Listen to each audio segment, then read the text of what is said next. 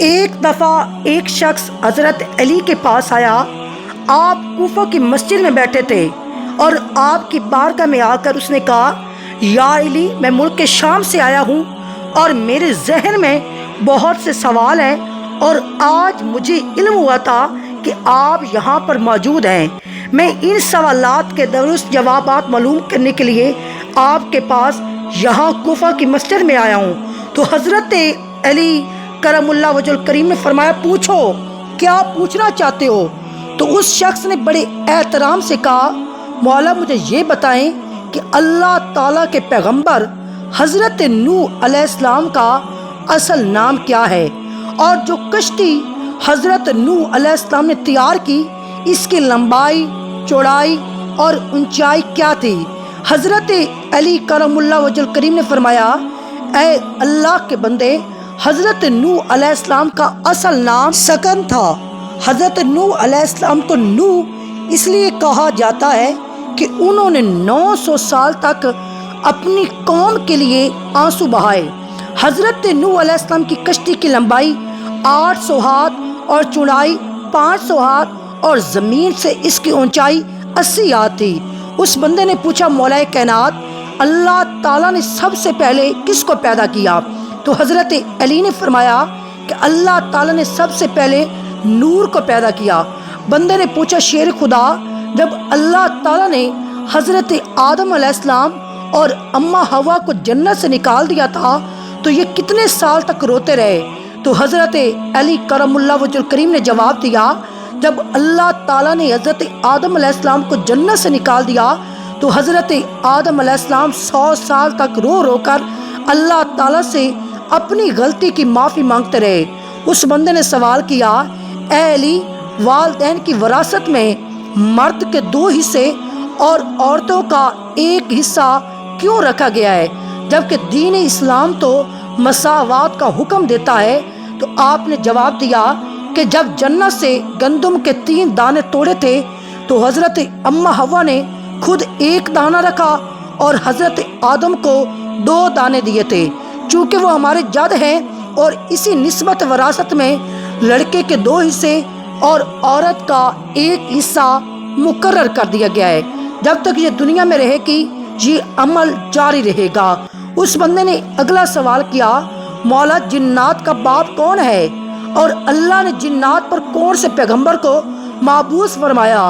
تو حضرت علی نے فرمایا، جس جن سے جنوں کی نسل سے شروع ہوئی تھی اس کا نام شمان ہے، اور جس کو اللہ نے آگ کی چنگاری سے پیدا کیا، اللہ تعالیٰ نے حضرت یوسف کو جنات کا پیغمبر بنا کر بھیجا۔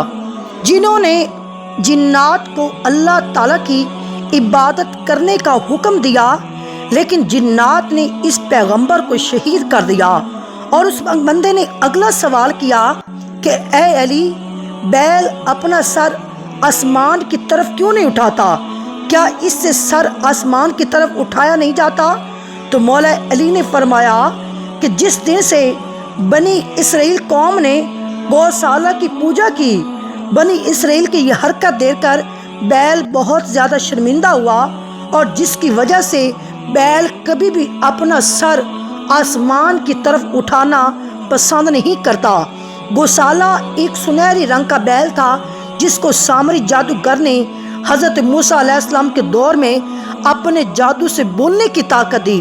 تو حضرت موسیٰ کی غیر موجودگی میں سامری جادوگر نے بنی اسرائیل کے لوگوں کو اس کی پوجا کروائی، اور مسجد میں سب لوگ بیٹھے حضرت علی کی قابلیت پر خوش ہو رہے تھے۔ سوال کرنے والے نے سوال کیا کہ مد و جزر کیا ہے؟ حضرت علی کرم اللہ وجہ الکریم اس سوال کا جواب دیتے ہوئے فرمایا کہ سمندروں پر ایک فرشتے کی ڈیوٹی لگائی گئی ہے، اور جب وہ سمندر میں اپنا پاؤں ڈالتا ہے تو مد پیدا ہوتا ہے، اور جب وہ فرشتہ سمندر کے پانی سے اپنا پاؤں باہر نکالتا ہے تو جزر پیدا ہوتا ہے۔ سمندر کے پانی کو خدا کی قدرت سے کم یا زیادہ ہونے کو مد و جزر کہتے ہیں۔ اس بندے نے سوال کیا، یا علی، اللہ تعالیٰ نے آسمان، زمین اور پہاڑوں کو کس چیز سے پیدا کیا؟ تو حضرت علی نے بڑے خوبصورت طریقے سے سب کو سمجھاتے ہوئے فرمایا کہ اللہ تعالیٰ نے آسمان کو پانی کے بخارات سے، زمین کو پانی کی جھاگ سے اور پہاڑوں کو پانی کی لہروں سے بنایا۔ شام سے آئے ہوئے مہمان نے حضرت علی سے پوچھا، یا علی، کسی نبی نے ایک ہی وقت میں 2 بہنوں سے شادی کی تھی؟ تو امیر المومنین نے جواب دیا کہ وہ یعقوب بن اسحاق تھے، جنہوں نے ایک ہی وقت میں 2 سگی بہنوں سے شادی کی۔ حضرت یعقوب علیہ السلام کی ان بیویوں کا نام لیا اور رحیل تھا۔ حضرت علی کرم اللہ وجہ الکریم نے فرمایا، اس کے بعد اللہ تعالیٰ نے 2 سگی بہنوں سے نکاح کرنا حرام قرار دیا۔ اس بندے نے سوال کیا، اے امیر المومنین، اللہ تعالیٰ نے پہلے آسمان کو کس چیز سے تخلیق کیا؟ تو آپ نے فرمایا، اللہ تعالیٰ نے پہلے آسمان کو رکی ہوئی فوج سے بنایا۔ شام سے آئے ہوئے مسافر نے سوال پوچھا، یا علی، سب سے پہلے کفر کی ابتدا کس نے کی اور پہلا کافر کون ہے؟ تو مولا کائنات نے فرمایا کہ سب سے پہلا کفر کرنے والا ابلیس تھا اور وہی سب سے پہلا کافر ہے۔ شام سے آئے ہوئے مہمان نے بڑے ہی احترام کے ساتھ سوال کیا، مولا قرآن پاک نے اللہ تعالیٰ نے 7 آسمانوں کا ذکر کیا ہے، آپ 7 آسمانوں کے نام اور ان کے رنگ بتا کر ہمارے علم میں اضافہ کر دیجئے۔ تو حضرت علی کرم اللہ وجہ الکریم نے فرمایا، پہلا آسمان پانی کے بخارات اور دھول سے بنایا گیا، اس کا نام رفیع ہے، اور دوسرے آسمان کا نام کیزوم ہے، اور تیسرے آسمان کا رنگ تانبے جیسا ہے، تیسرے آسمان بے شمار رنگ رکھتا ہے، تیسرے آسمان کا نام مودون ہے، چوتھے آسمان کا نام ارفلون ہے جس کی رنگت چاندی سے ملتی ہے، 5ویں آسمان کا نام ہیون ہے جس کا رنگ سونے جیسا ہے، 6ٹھے آسمان کا نام عروس ہے اور وہ سبز یاقوت سے بنا ہوا ہے، 7ویں آسمان کا نام اجما ہے جس کا رنگ سفید موتیوں جیسا ہے۔ اس بندے نے سوال کیا، اے مولا کائنات، حضرت آدم علیہ السلام کا نام آدم کیوں ہے؟ تو حضرت آدم علیہ السلام کی عمر مبارکہ کتنی ہے؟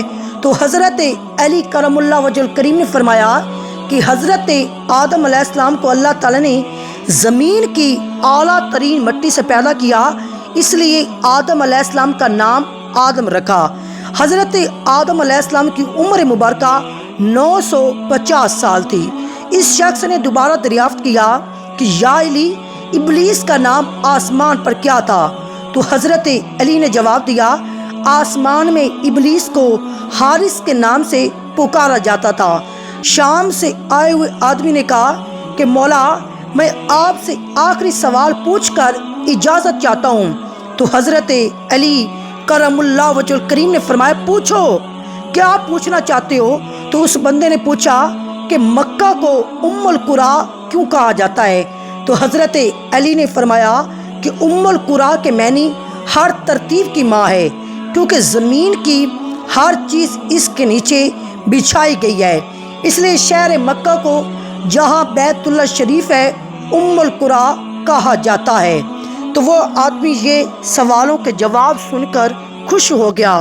تو اللہ تعالیٰ سے دعا ہے کہ اللہ تعالیٰ ہم سب کو اسلام کے رستے پر چلنے کی توفیق عطا فرمائے اور دین اسلام کو سمجھنے کی توفیق عطا فرمائے، اور ہم سب کو محمد و آل محمد سے محبت کرنے کی توفیق عطا فرمائے۔